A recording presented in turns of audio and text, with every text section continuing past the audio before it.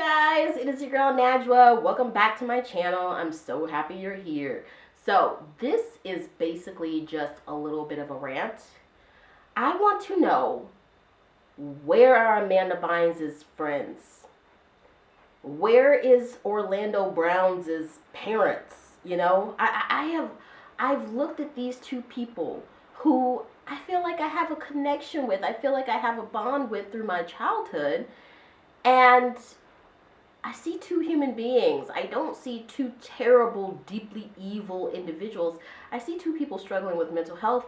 And I ask myself, where are their support systems?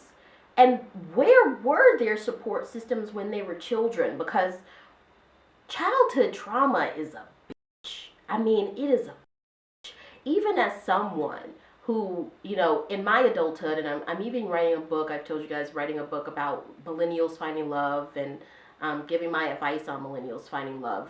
I'm going through a lot of stuff with my therapist through writing this book, of exploring how my parents' divorce had an effect on me, how growing up in, black and a woman in the Bible Belt had an effect on me, growing up in a Muslim community when my family had, before that, basically been Christians and my parents converted. Those things are like baby issues in comparison to things that Amanda Bynes, Orlando Browns, people like this have dealt with. And I've just asked myself, where are their support systems? Yeah, so maybe if you guys have any insight on that, you can let me know, because I really don't understand. I had heard from Sloan's channel that Amanda had gone into that voluntary, what do they call it?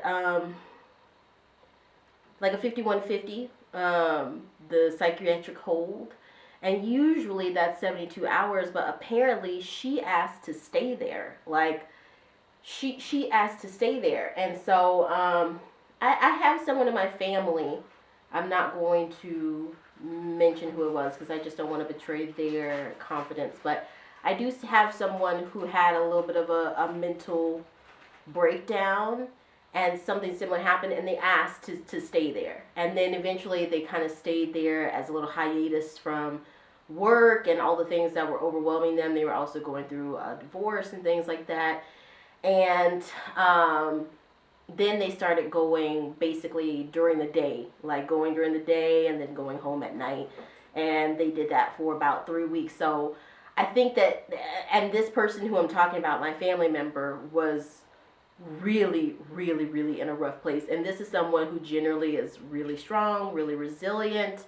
So I can't imagine what Amanda Bynes is going through. And I also can't imagine what Orlando Brown is going through. I look at him and I feel deep, deep sorrow for him, because I try to figure out what his parents were doing. What were they doing? I look at Hilary Duff, for example, who also had a show on Disney Channel, who was also a child star, but I can tell that she was brought up in such probably a close-knit family unit, and her parents probably didn't take their eyes off of her for 1 second while she was working with Disney Channel, and thus we have someone who was able to not be a part of the Disney machine. But then again, Hilary Duff, or what was the show that she was on? The show that she was on, Lizzie McGuire, the Lizzie McGuire show, only had 2 seasons. So the thing about Amanda Bynes is, I don't know that she has ever really had those lasting friendships. Those friendships where a friend comes in and says, hey, I'm worried about you. And that family unit from the beginning. I mean, her parents, I guess that they have been supportive of her to some extent. But basically, when I look at that, when I look at child stars like Jaden Smith or Hilary Duff, and I see that they are not totally messed up, that to me says, okay, they had a unit there. They had a support unit that was giving them the reinforcement, the confidence, the protection and safety, the feelings of safety and well-being that they needed. And I just feel so regrettable. I mean,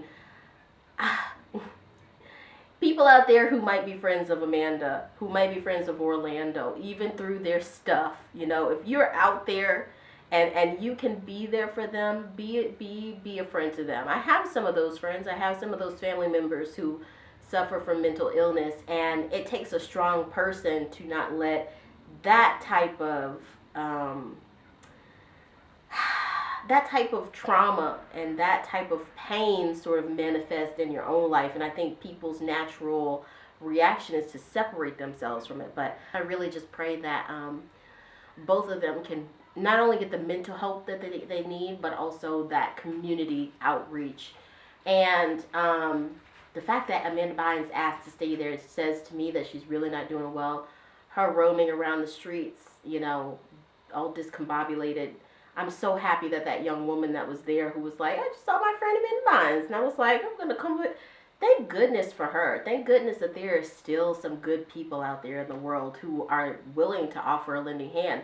And as far as Amanda Bynes' fiance, I am usually not the one to butt into people's marriage. I don't think that people's marriage should really be any topic of discussion.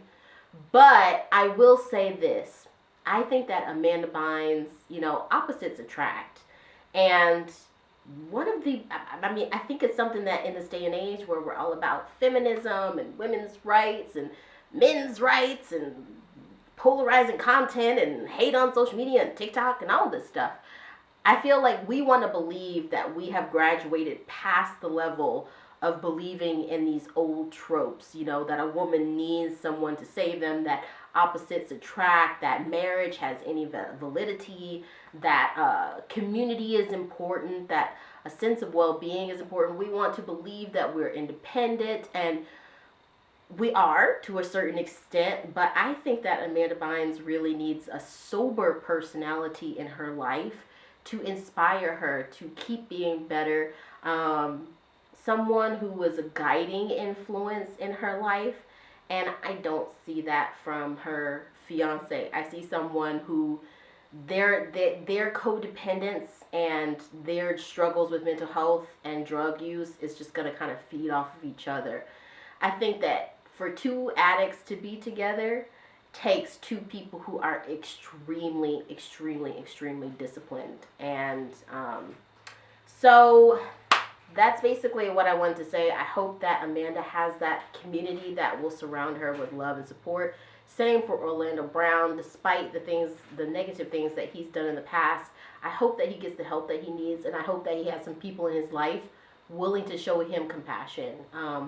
I would love to know what you guys think in the comments. Please let me know. I'll see you guys in the next video. If you're new here, again, please remember to like, subscribe, click the bell so you know whenever I post a video, and I'll see you in the next one. Okay, bye. Bye.